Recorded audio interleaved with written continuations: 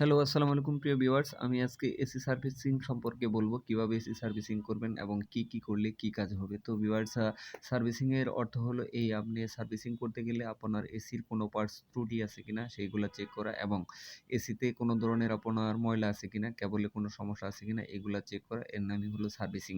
তো সার্ভিসিং কেন করাবেন এবং সার্ভিসিং না করালে কি হবে? সার্ভিসিং করাবেন আপনি যে পরিমাণে এনার্জি ব্যয় করতেছেন, এই এনার্জি থেকে ফিডব্যাক স্বরূপ যে কুলিংটা দরকার, এই কুলিংটা পাওয়ার জন্য।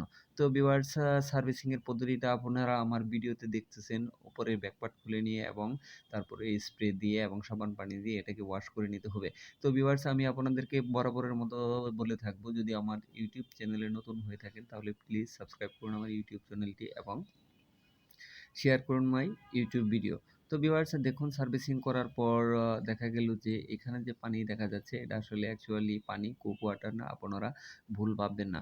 এটা হলো পানি একদম কুক ওয়াটারের মতো হয়ে গেছে। আমি আপনাদেরকে হাত দিয়ে দেখাচ্ছি যে পানিটা আসলে কতটা গাঢ় কালো। দেখুন, আপনারা আমার হাতে দেখুন কিভাবে দেখা যাচ্ছে যে এটা আসলে অ্যাকচুয়ালি অনেক কালো রঙের পানি। তো এগুলো ছিল হলো ডাস্ট। উপরের যে ব্যাকপার্টগুলো যেগুলো আমি খুলেছিলাম, যে কভার কিংবা আমরা কেসিং বলে থাকি, এই কেসিংগুলোকে আপনি সাবান পানি দিয়ে ওয়াশ করে নিয়ে, পানি দিয়ে সুন্দর করে ওয়াশ করে নেবেন এবং তারপর ড্রাই করে নিয়ে আবার পুনরায় ফিটিং করবেন। তো ভিউয়ার্স, সার্ভিসিং করার জন্য আপনার গ্যাস অ্যাডজাস্ট করা লাগতে পারে। এর জন্য আপনি গ্যাস কিংবা আপনার অ্যাম্পিয়ার মেশিন এগুলো সমস্ত কিছু নিয়ে যাবেন এবং আউটডোর যখন সার্ভিসিং করবেন অবশ্যই পানি দিয়ে করবেন এবং আগে আমরা যে এয়ার প্রেশার দিয়ে করতাম, এয়ার প্রেশার দিয়ে করলে ফিলিংসগুলো বাঁকা হয়ে যায়, কিন্তু পানির প্রেশার দিয়ে করলে ফিলিংসগুলো বাঁকা হয় না। ভিউয়ার্স, আমরা এসি সার্ভিসিং করার জন্য এখানে আপনার পানি ব্যবহার করি এবং পানি দিয়ে এবং সাবান পানি দিয়ে আউটডোর ইনডোর দুটোটাকে ওয়াশ করি, যাতে সার্ভিসিং করার সময় ফিলিংসের ভিতরে সামান্য পরিমাণও যদি ময়লা জমে থাকে তাহলে এটা যাতে পানির প্রেসারে বের হয়ে যায়। প্রথমে আমরা পানি দিয়ে এইটাকে নরম করে নিই এবং যে পরিমাণ ময়লা বের হওয়ার দরকার বের হয়ে যায়। তারপর এটাকে আমরা সাবান পানি দিয়ে আবার ভিজিয়ে নিই। তারপরে আবার সার্ভিসিং করে থাকি। তো ভিউয়ার্স, আপনারা যদি নিজেরাও যদি সার্ভিসিং করতে থাকেন তো আপনারা ঠিক ভিডিও দেখে এভাবে করতে পারবেন। দেখুন একবার এসিতে কত ময়লা থাকে, আর এই ময়লা থাকলে কি হয় সেটা আমি ভিডিও শুরুতেই বলছিলাম, সেটা আমি আপনাদেরকে এখন বলে দিচ্ছি। তো ভিউয়ার্স, যদি এসির আউটডোর ইনডোর যদি আপনার ময়লা থাকে, ডাস্ট থাকে, তাহলে আপনার যা হবে, ইনডোরে যদি ময়লা ডাস্ট থাকে তাহলে আপনার যে কুলিং সার্কুলেশন হয়েছে এবং বাতাসের যে সাকশন থাকে, আমাদের রানার মোটরের যে সাকশন থাকে, বাতাসে এয়ার ফ্লো বলে এটা, এই সাকশনটা কম হয়, ফলে আপনার কুলিংটা ডেলিভারি খুব কম হয়।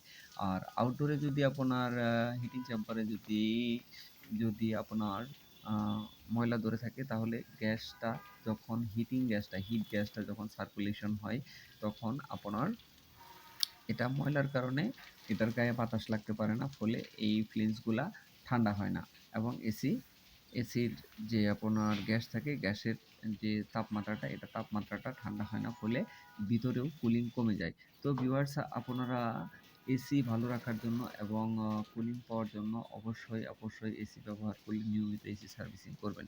এসি সার্ভিসিং করাটা খুব জরুরি একটা বিষয়, কারণ এসি সার্ভিসিং না করলে আপনার এসি নষ্ট হয়ে যেতে পারে। তো ভিউয়ার্স, আমরা সবসময় চেষ্টা করি আপনাদের এয়ার কন্ডিশন ভালোভাবে সার্ভিস করে দেওয়ার জন্য।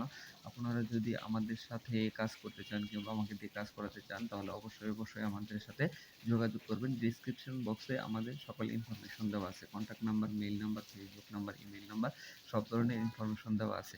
তারপরেও আপনারা যদি কোনো তথ্য জানতে চান, কোন এসি ভালো, কোন এসি কী কাজ, কীভাবে সার্ভিসিং করলে কী হয়, তাহলে প্লিজ কমেন্ট বক্সে কমেন্ট করুন। আমি আপনাদের কমেন্টসের জবাব দেব ইনশাল্লাহ। তো viewers, no more today, best of luck. This video is for you both. Please subscribe my YouTube channel এবং like my video এবং share my video with your friends and family. Viewers, আজকে ছিল এসি সার্ভিসিং এর video. তো আমার যে এসিটা আমি সার্ভিস করলাম, এই এসিটা হলো ট্রান্সটেকের একটা এসি, খুব ভালো মানের ডাবল লেয়ারের একটা এসি। তো ভিউয়ার্স, এটা সবচেয়ে বড় কথা হলো এটা হলো 22 নাম্বার গেজের এসি। আসলে এখন 22 নাম্বার গেজের এসি পাওয়া খুব মুশকিল। এখন ইকোসিস্টেম বের হয়েছে, ইকোসিস্টেমের প্রেশার অনেক বেশি। তো ভিউয়ার্স, অনেক কথা বলে থাকলাম, ভালো থাকবেন। আল্লাহ হাফেজ, আসসালামু আলাইকুম।